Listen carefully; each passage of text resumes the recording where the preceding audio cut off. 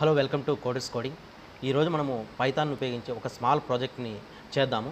So ఈ ప్రాజెక్ట్లో main వచ్చింది ఏమేంటంటే ఒక స్టూడెంట్ని అంటే స్టూడెంట్ నేమ్ని ఇన్పుట్గా తీసుకొని ఈచ్ సబ్జెక్ట్ నుంచి మార్క్స్ని మనం కలెక్ట్ చేసుకొని వాటి యొక్క గ్రేడ్ని ఫైండ్ అవుట్ చేసి గ్రేడ్ అనేది కానీ గ్రేటర్ దాన్ 60 అయితే మనం ఏం చేయాలంటే స్టేటస్ వచ్చిందే పాస్ అని చూపించాలి.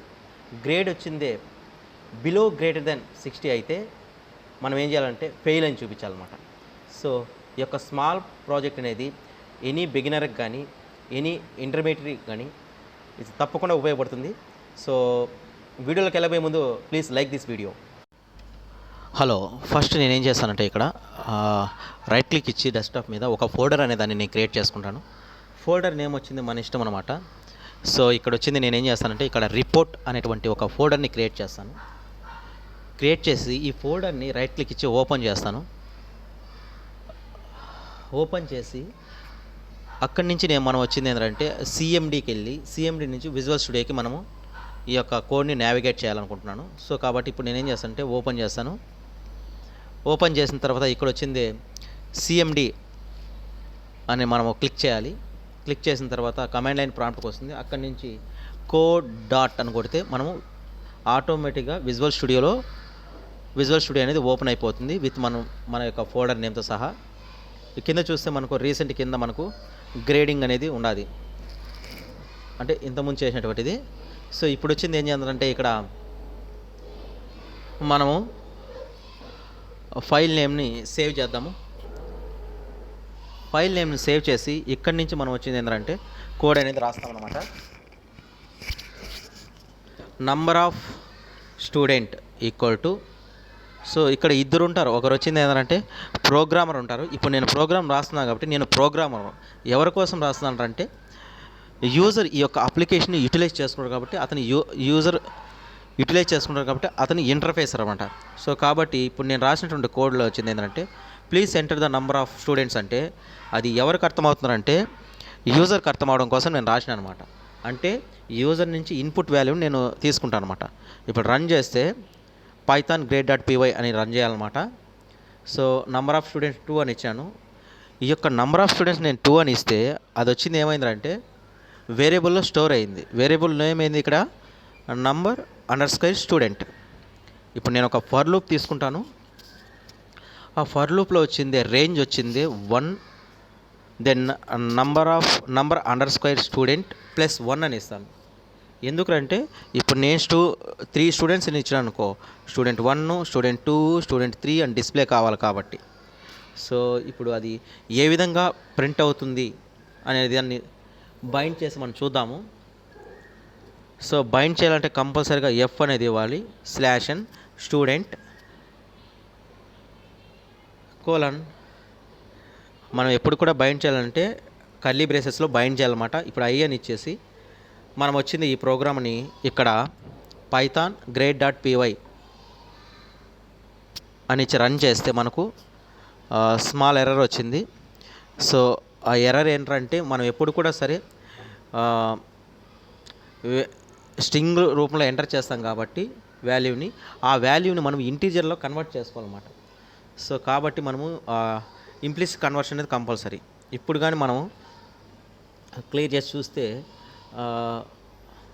నాకు తెలిసి ఇక్కడ నేను సేవ్ చేయలేదు ఫైల్ని. సో ఫైల్ని సేవ్ చేసి రన్ చేస్తే మనకు కంపల్సరీగా రన్ అవుతుంది.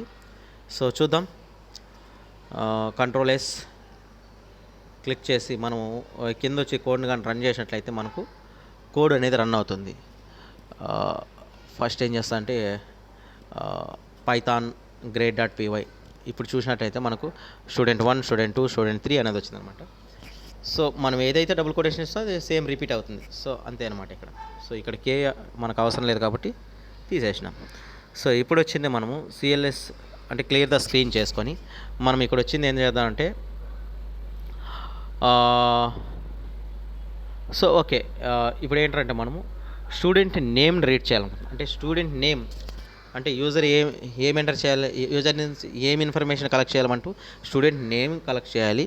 అదేవిధంగా ఎన్ని సబ్జెక్టుల యొక్క మార్క్స్ మనకు కావాలి అనేది కూడా మనము స్టూడెంట్ నుంచి అడగాలి. So student name input please enter the student marks student name అని ఇచ్చి ఇక్కడ వచ్చింది నేను ఫైల్ని సో మనకు వచ్చింది మనకు స్ట్రింగ్ టైప్ ఉంటే చాలు, we don't need to implicit conversion అనమాట ఇక్కడ. సో కాబట్టి న్యూ అలాగే డైరెక్ట్గా తీసేసుకుంటాను అనమాట నేను నేమ్ని. ఇప్పుడు వచ్చింది స్టూడెంట్ సబ్జెక్ట్ వైజ్గా నేను మార్క్స్ కలెక్ట్ చేయాలనుకుంటున్నాను. అంటే యూజర్ కాపీ రావాలి ఏంటి, ప్లీజ్ ఎంటర్ ద మార్క్స్ అనేది ఒక మెసేజ్ అనేది యూజర్ కాపీ అవడం కోసం నేను ఏం చేస్తానంటే ఇక్కడ math_grade ఈక్వల్ టు ఇక్కడ వచ్చింది నేను ఇన్పుట్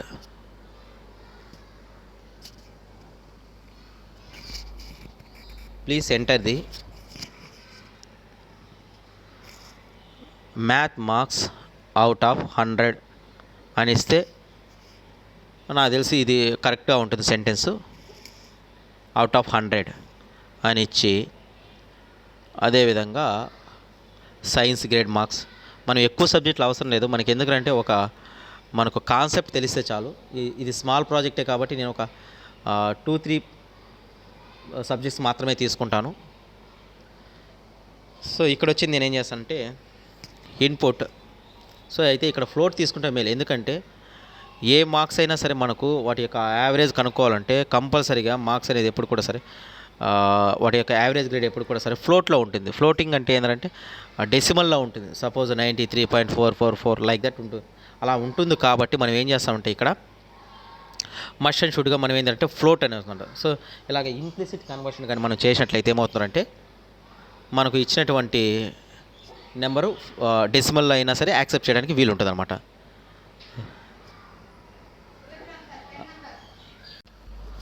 సో ఇక్కడ వచ్చింది ఏంటంటే నేను అదేవిధంగా సైన్స్ గ్రేడ్ యొక్క మార్క్స్ని కూడా నేను కలెక్ట్ చేస్తాను.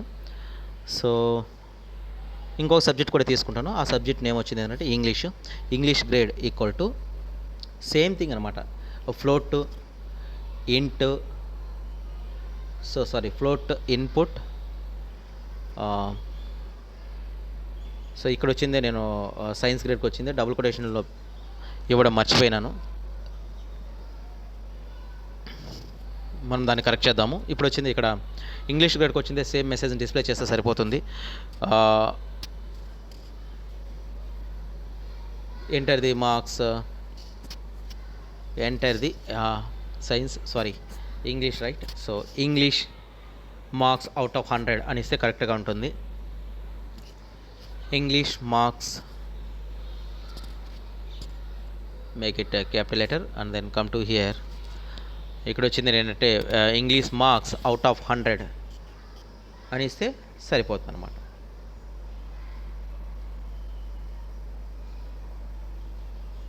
ఓకే, ఇప్పుడు వచ్చింది ఏంటంటే పర్సన్ నేమ్ మనం కలెక్ట్ చేసుకున్నాం యూజర్ నుంచి. So 3 subject marks out of 100 marks how many he get, అతనికి ఎన్ని వచ్చినాయి ఆ మార్క్స్ కూడా మనం కలెక్ట్ చేసుకున్నాము. సో ఫైనల్గా మనము ఏవీజీ గ్రేడ్ కనుక్కుందాము. సో యావరేజ్ కనుక్కోవాలంటే మనకు ఫార్ములా ఏంటంటే total number of the subject by number of subjects. ఇదే కదా ఫార్ములా. మనం యాక్చువల్గా మనము చిన్నప్పటి నుంచి మనం నేర్చుకున్నటువంటి ఫార్ములా ఇదే అనమాట, యావరేజ్. సో ఆ ఫార్ములాని ఇక్కడ యూజ్ చేసి మనం ఏంటంటే math grade, science grade, English grade ఈ 3 మార్క్స్ని కూడా సరే మనం ఏం చేస్తామంటే ఇక్కడ ప్లస్ చేసి నెంబర్ ఆఫ్ సబ్జెక్ట్ 3 సబ్జెక్ట్స్ కదా 3 వేస్తాను అనమాట. సో ఇప్పుడు మనకు యావరేజ్ కనుక్కున్నాం అనమాట. సో ఇప్పుడు నెక్స్ట్ వచ్చింది నేను ఏం చేయాలనుకుంటున్నాను ఇక్కడ నాకు పర్సన్ నేమ్ యూజర్ ఏది ఎంటర్ చేసినాడు అది నేను డిస్ప్లే చేయాలనుకుంటున్నాను ఫస్ట్. సో స్టూడెంట్ నేమ్ అంటే ఏం చేయాలంటే ఇక్కడ స్టూడెంట్ నేమ్ అనేది ఇక్కడ ఎస్టీడీ నేమ్ ఉంది కదా, ఆ నేమ్ని వచ్చింది ఇక్కడ వచ్చింది ఏంటంటే జస్ట్ కాపీ చేసి పేస్ట్ చేస్తాను. దీని ద్వారా ఏమవుతుందంటే మనకు యూజర్ ఎటువంటి నేమ్ని అయితే ఎంటర్ చేసినాడో ఆ నేమ్ అనేది మనం అవుట్పుట్లో చూపించగలుగుతాం. సో కాన్సెప్ట్ అర్థమైంది అనుకుంటా మీకు ఇక్కడ. అదేవిధంగా యావరేజ్ గ్రేడ్ ఉంది కదా, దాన్ని కూడా నేను ప్రింట్ చేయాలనుకుంటున్నాను. సో ప్రింట్ ఎఫ్ ఇస్తా అనమాట. ఎప్పుడైతే నువ్వు బైండ్ చేయాలనుకుంటున్నావు ఏదన్నైనా సరే ఒక వాల్యూని అవుట్పుట్లో ప్రింట్ చేయడం కోసం బైండ్ చేయాలనుకుంటున్నావు అప్పుడు కంపల్సరీగా మనము కర్లీ బ్రేసెస్ అనేదాన్ని వాడతాం అనమాట. సో ఇక్కడ నేను స్టూడెంట్ నేమ్ వచ్చింది స్లాష్ అని వాడాను. ఎందుకంటే నాకు ఒక న్యూ నేమ్లో రావాలి అవుట్పుట్ అనే దాని పర్పస్ కోసం నేను స్లాష్ అని వాడినాను. ఇప్పుడు ఆ విధంగా వాడిన తర్వాత నేను ఏం చేస్తానంటే స్టూడెంట్ యావరేజ్ గ్రేడ్ అని ఇస్తాను అనమాట. So student average grade percentage colon curly braces use చేస్తే ఎందుకు యూజ్ చేస్తాను కర్లీ బ్రేసెస్ అంటే బైండ్ చేయడం కోసం. యావరేజ్ గ్రేడ్ని నేను కాపీ చేసి పేస్ట్ చేస్తాను. ప్రాపర్గా కాపీ కాలేదు. ప్రాపర్గా కాపీ చేసుకొని మనం కానీ ఇక్కడ డిస్ప్లే పేస్ట్ చేసి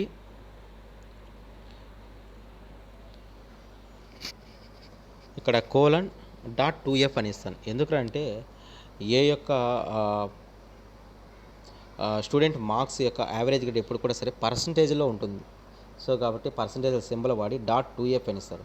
అంటే ఆఫ్టర్ డెసిమల్ నంబర్ వచ్చింది మనకి, సపోజ్ 93.4568 అనేది అనుకో, అప్పుడు 93.45 ఉంది కదా, 45 వరకు నాకు కావాలి అన్నప్పుడు మనం అలా రాస్తాం అనమాట.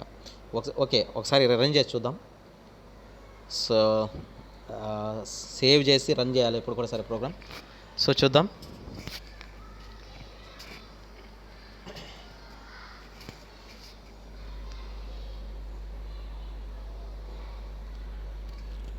ఓకే, ఇక్కడ వచ్చింది please enter the marks Tulasi out of 176 out of 198. ఇలాగనే ఈ సబ్జెక్ట్కి ఇచ్చినట్లయితే తులసి యావరేజ్ గ్రేడ్ పర్సంటేజ్ వచ్చిందనమాట. చూసినారు కదా, ఇక్కడ 90.33 అని వచ్చింది. ఎందుకంటే ఇలా డిస్ప్లే కావడానికి కారణం ఏంటంటే .2f అనేది మనం వాడినాం కాబట్టి. అదేవిధంగా ఇంకో స్టూడెంట్స్ తీసేసుకొని అవుట్ ఆఫ్ 100 ఇచ్చుకుంటా వచ్చినవారంటే మార్క్స్, నేను రవి అని తీసుకున్నాను, out of 100 maths, science, English అని ఇస్తే అతనికి కూడా వచ్చింది 88 మార్క్స్ వచ్చినాయి. 33 వచ్చి ఉండదు అనమాట. సో ఇప్పుడు వచ్చింది ఏంటంటే మనకు ఆ యొక్క మన మెయిన్ గోల్ ఏంటంటే person name as well as the అతనికి వచ్చినటువంటి marks, average grade, next status అనేది మనకు కంపల్సరీ ఉండాలన్నమాట. అంటే ఒక వ్యక్తికి యావరేజ్ గ్రేడ్ మార్క్స్ అనేది గ్రేటర్ దాన్ 60 వస్తే అతను పాస్ అనేసి, మన ఏమంటే అతను పాస్ అనేసి గ్రేటర్ దాన్ 60 వస్తే, బిలో గ్రేటర్ దాన్ 60 కానీ వస్తే యావరేజ్ గ్రేడు మనము ఫెయిల్ అని చూపించాలన్నమాట. కాబట్టి నేను ఒక కండిషన్ అనేదాన్ని నేను రీడ్ చేసుకుంటాను, కండిషన్ అనేది రాసుకుంటాను అనమాట. ఇక్కడ if AVG grade greater than or equal to 60 అంటే 60 లేదా 60 కంటే ఎక్కువగానే మార్క్స్ వచ్చినట్లయితే ఈ వ్యక్తి పాసు అని నేను చూపించాలి. సో కాబట్టి నేను చేస్తానంటే సో బైండ్ చేస్తాను. ఇక్కడ వచ్చింది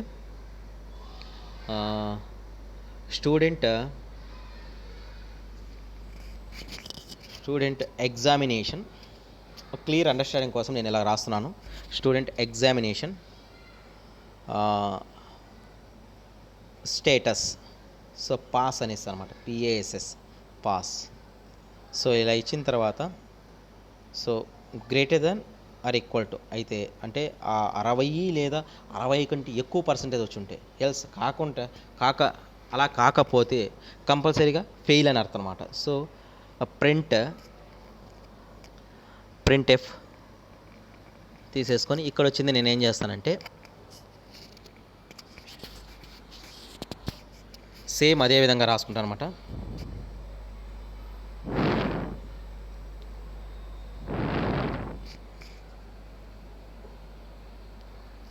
student examination status, same message only,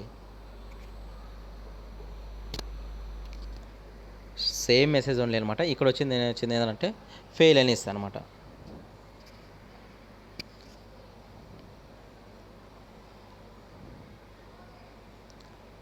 fail అని ఇచ్చి ఇప్పుడు ఏం చేస్తానంటే నేను సో చెక్ చేద్దాం.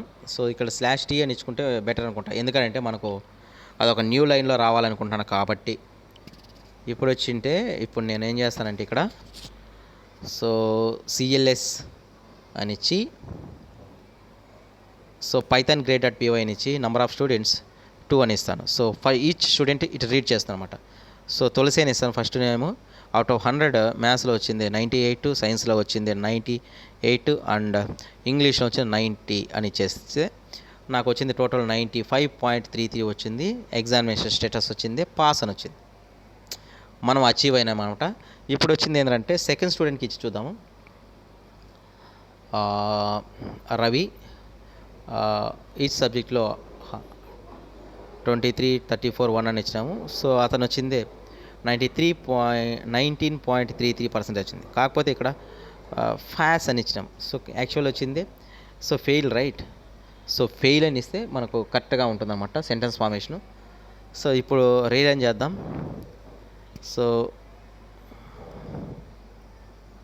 సో ఇక్కడ మనం రీరన్ చేసి సేమ్ వే మనం కానీ అవుట్ ఆఫ్ 100 నేమ్ని నెక్స్ట్ వచ్చింది అవుట్ ఆఫ్ 100 మార్క్స్ కానీ రీడ్ చేసినట్లయితే మనకు అవుట్పుట్ వస్తుందా అంటే రాదు అని చెప్పాలి. ఎందుకురా అంటే మనం ఇక్కడ ఏ ప్రోగ్రామ్ రాసినా సరే మనం ఒకటి గుర్తుపెట్టుకోవాలి. ఏంటంటే ప్రోగ్రామ్ను ఫస్ట్ సేవ్ చేయడం నేర్చుకోవాలి. సో ఎప్పుడైతే సేవ్ చేస్తామో అప్పుడు మనకు కరెక్ట్ అవుట్పుట్ వస్తుందన్నమాట. ఇప్పుడు రవి అని ఇచ్చినాము, 100కి మ్యాథ్స్లో 78, సైన్స్లో 90, ఇంగ్లీష్లో 67 ఇచ్చినాము. సో ఇక్కడ వచ్చింది క్లియర్ చేసి రన్ చేస్తే మనకి ఏమవుతుందంటే మళ్ళీ తిరిగి రన్ చేస్తే మనకు ఒక్క వ్యక్తికి ఒకే ఒక స్టూడెంట్కి మన మార్క్స్ని రీడ్ చేద్దాం. సో రవి అని ఇద్దాం. సో అలా నేమ్ అనేది మీ ఇష్టం, రాజు. Out of 100 12. సో కానీ ఇక్కడ FASS అని వచ్చింది. ఎందుకంటే మనం ఏ ప్రోగ్రామ్ రాసినా must and should before going to run we should save the file. అది మనం గుర్తుపెట్టుకోవాలన్నమాట. సేవ్ చేయకుండా నేను రన్ చేస్తా అంటే రాదనమాట అవుట్పుట్ ఇక్కడ. సో ఇప్పుడు వచ్చింది స్టూడెంట్ నెంబర్ 1లో వచ్చింది. స్టూడెంట్ 1లో వచ్చింది ఏంటంటే నేమ్ వచ్చింది. నేను suppose that is your wish అనమాట. మీరు ఏ నేమ్ అన్నా ఇవ్వచ్చు. సో మ్యాథ్స్ అవుట్ ఆఫ్ 100 12 అనేసి ఈచ్ ఆఫ్ ద సైన్స్ ఇంగ్లీష్లో 12 అని చేసి రన్ చేస్తాను. సో ఇక్కడ కానీ మీరు గమనించినట్టు ఫెయిల్ అని వచ్చిందనమాట. సో ఈ విధంగా మనం number of times program run చేసి ఎర్రర్స్ని రెక్టిఫై చేసుకుంటే సరిపోతుందన్నమాట. ఈ వీడియో కానీ మీకు నచ్చినట్లయితే లైక్ చేయండి, సబ్స్క్రైబ్ చేయండి. Thank you so much for your value.